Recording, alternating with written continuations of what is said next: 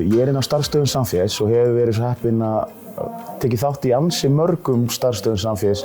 Það sem á dagskrá starfsstöðvunum, svona gegnum gangandi, eru bara svona málefni sem brenna á fagstéttinni, fagfólkinu í félagsmiðstöðvunum og í landinu og bara áskoranir barna og unglinga hverju sinni.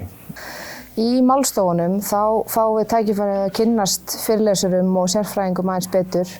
Við fáum að spyrja meira út í sérstök málefni og fáum að kannski spegla okkur sjálf meira í þeim heldur en á stóru fyrirlesturunum. Þannig að þetta er svona minna umhverfi þar sem við náum að fara dýpra og kannski tengjast meira persónulega málefnunum sem við erum að tala um. Og mér finnst ótrúlega mikilvægt að sem flestir taki þátt í starfsstöðvum samfélags af því að hér koma saman svo margar góðar hugmyndir sem hafa verið að gerast síðustu árin og hér er líka hægt að sækja innblástur fyrir næstu ár.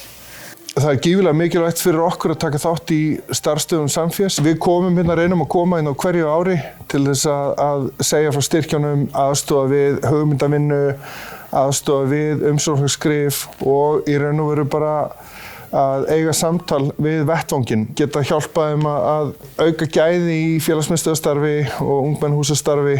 Þetta verður okkur mikilvægasti vettvangur fyrir fagstéttina, fyrir fagfólki sem vinnur í frístund og félagsmiðstöðvum og ungmennahúsum til þess að ræða málin og svolítið svona skerpa því hvert við ætlum að stefna í framtíðinni.